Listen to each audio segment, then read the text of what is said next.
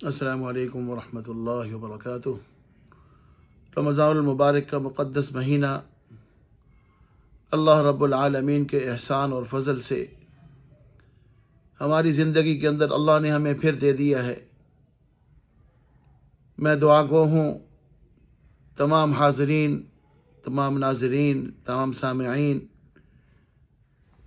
اللہ رب العالمین اس مقدس مہینے کی تمام برکات سے ہمیں مستفید فرمائے۔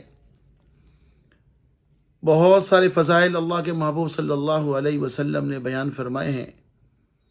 اس میں سے ایک فضیلت یہ ہے جو حضرت سہل بن سعد سعدی فرماتے ہیں کہ اللہ کے محبوب صلی اللہ علیہ وسلم نے فرمایا، قیامت والے دن اللہ رب العالمین نے جنت کا ایک دروازہ جس کا نام باب الریان ہے، وہ دروازہ صرف روزے داروں کے لیے ہی ہوگا۔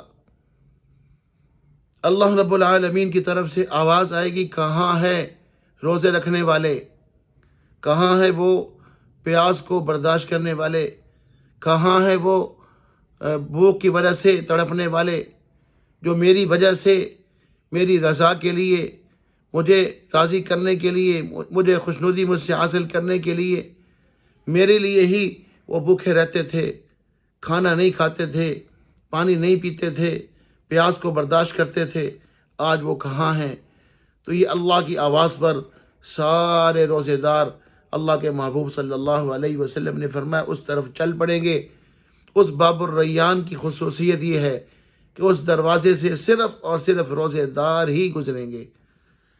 اللہ کے محبوب صلی اللہ علیہ وسلم نے ریان کا معنی پورا سیراب، یعنی جب انسان پیاسا ہوتا ہے، اس کو جب انسان کوئی پانی پلاتا ہے تو رج کے سیر ہو کے وہ پانی پیتا ہے، تو ریان کا معنی یہ ہے کہ اللہ اس کو رجائیں گے، اس لیے وہ پیاسا رہا ہے اللہ کے لیے، وہ بھوکا رہا ہے اللہ کے لیے، تو اللہ جنت میں اس کو ایسی ایسی عجیب و غریب نعمتوں سے نوازیں گے جس کے بارے میں اللہ کے محبوب نے فرمایا، ما لا عین رأت ولا اذن سمعت ولا خطر علی قلب بشر، کسی آنکھ نے وہ نعمتیں نہیں دیکھی ہوں گی، کسی کان نے ان کے متعلق سنا نہیں ہوگا، کسی کے دل پر وہ بات کھٹکی نہیں ہوگی۔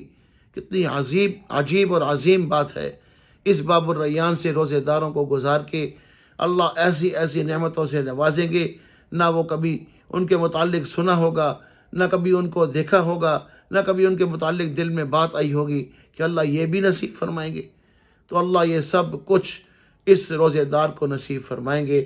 اللہ رب العالمین سے دعا ہے، خالق کائنات ہمیں صحیح دیانتداری سے اپنی رضا کے لیے روزہ رکھنے کی توفیق بخشے، اس لیے کہ اللہ نے فرمایا ہے، الصوم لی، ہر عبادت انسان میرے لیے ہی کرتا ہے، لیکن اس کا اجر اللہ فرشتوں کے ذریعے سے دلواتے ہیں۔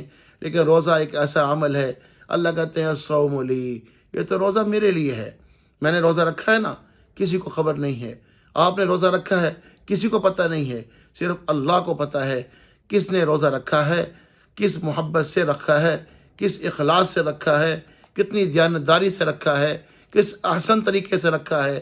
اللہ ہمارے اخلاص کو دیکھتے ہیں، ہماری محبت کو دیکھتے ہیں، ہماری الہیت کو دیکھتے ہیں، ہمارا طریقہ دیکھتے ہیں کہ کیسا روزہ اس نے رکھا ہے۔ جتنا مضبوط ترین عمل کے اندر انسان ہوتا ہے، اتنا ہی اللہ کے ہاں وہ مقرب ہوتا چلا جاتا ہے۔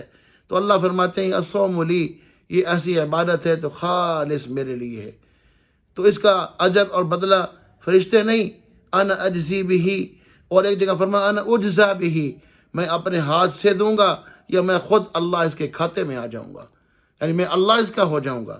جب اللہ انسان کا ہو جاتا ہے میرے دوستو، پھر ساری دنیا، ساری آخر کا نظام، سب کچھ اللہ کا ہی ہے، اللہ ہی اس کا مالک ہے۔ جب انسان اللہ کا ہے اور اللہ اس کا ہے تو سب کچھ اسی کا ہے۔